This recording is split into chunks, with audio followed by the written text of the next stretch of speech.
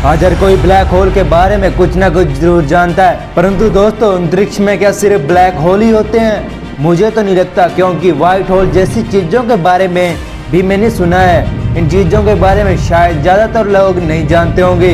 यही कारण है कि आज हमारी वीडियो व्हाइट होल के ऊपर है। इस वीडियो के थ्रू आप लोगों को व्हाइट होल के रेफरेंस में हर एक छोटी छोटी बातों से लेकर ये कैसे बना और ये ब्लैक होल से कैसे अलग है, इसके बारे में जानने को मिलेगा।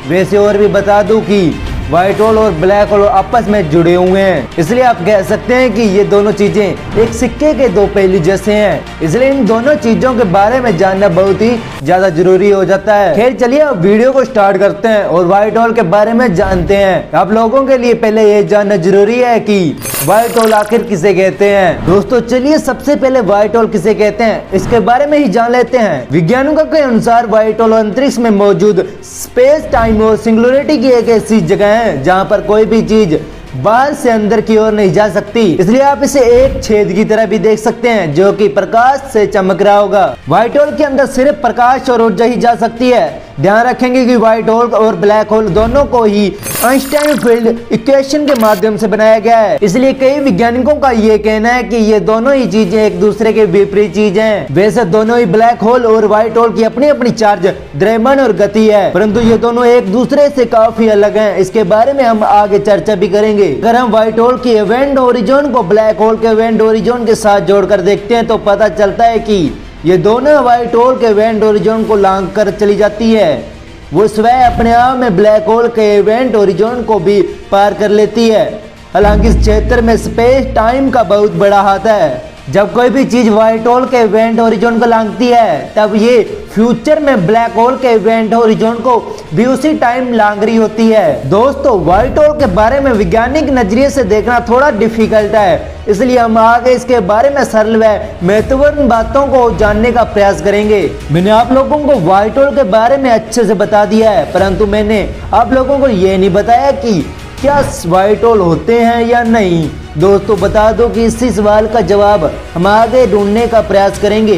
तो चलिए आगे बढ़ते हैं और इसके उत्तर को जानते हैं। कुछ वैज्ञानिक कहते हैं कि व्हाइट होल जैसी कोई चीज नहीं होती, परंतु कुछ वैज्ञानिक ये भी कहते हैं कि व्हाइट होल जैसी चीजें हमारे अंतरिक्ष में मौजूद हैं। इसलिए आज तक इस बात का कोई सबूत नहीं मिला है कि वाकई में व्हाइट होल इस ब्रह्मांड में है या नहीं। वैसे इसके बारे में जानना बहुत ही ज्यादा मजेदार है। जो वैज्ञानिक व्हाइट होल के अस्तित्व को स्वीकार करते हैं वो लोग इन्हें वर्म होल से जोड़कर देखते हैं। आप लोगों ने अगर law of conservation of energy के बारे में कुछ ना कुछ पढ़ा होगा तो आप लोगों को पता होगा कि ऊर्जा न ही तो बनाई जा सकती है और न ही नष्ट की जा सकती है। इसे सिर्फ एक स्टेट से दूसरे स्टेट में सिर्फ बदला जा सकता है। इसलिए जब कोई ब्लैक होल भारी मात्रा में ऊर्जा को अपने अंदर सोखकर क्षण भर में ही गायब हो जाता है तो उसके अंदर मौजूद ऊर्जा आखिर कहाँ जाती है? स्वाभाविक है कि वो ऊर्जा किसी दूसरे रूप में ब्रह्मांड में रहता ही रहता है। दोस्तों इसी ऊर्जा से ही व्हाइट होल की उत्पत्ति होती है। इसलिए आप कह सकते हैं कि ब्लैक होल से ही व्हाइट होल का जन्म होता है और ये आपस में जुड़े हुए हैं। हालांकि अभी हमने व्हाइट होल के अस्तित्व के बारे में चर्चा किया है, परंतु वो एक अनुमान मात्र है। अभी तक व्हाइट होल के उत्पत्ति के बारे में किसी को सटीक जानकारी नहीं है। कुछ वैज्ञानिक का ये भी कहना है कि अगर व्हाइट होल ब्लैक होल से बनता है और इसका विपरीत है तो हमें ये भी मानना होगा कि ब्लैक होल के विपरीत विघटन ऊर्जा को एक जगह केंद्रित करके तारों और आकाश गंगों को अपने अंदर से बाहर को निकालता है। क्योंकि जहां ब्लैक होल अपने अंदर खगोलीय चीजों को खा जाता है वहीं व्हाइट होल उन्हीं ग्रसित चीजों को अपने मूल अवस्था में फिर से लाकर उन्हें वापस अंतरिक्ष में छोड़ देता है। दोस्तों आप ही बताइए क्या ये वास्तविक तौर पर सही लग रहा है? वैसे और भी बता दूं कि लंबे समय तक कोई भी चीज भारी मात्रा में ऊर्जा का विक्षेपण अंतरिक्ष में नहीं कर सकता, क्योंकि भारी मात्रा से ऊर्जा का विक्षेपण से वो चीज खुद ही अपने आप में डह जाएगा। इसलिए लंबे समय तक व्हाइट होल के अस्तित्व को मानना भी एक मुश्किल बात है। ये दोस्तों अब हम ब्लैक होल और व्हाइट होल के अंदर मौजूद वेरिएशन को जान लेते हैं। ब्लैक होल अपने आसपास मौजूद हर एक चीज को अपने अंदर समा लेती है।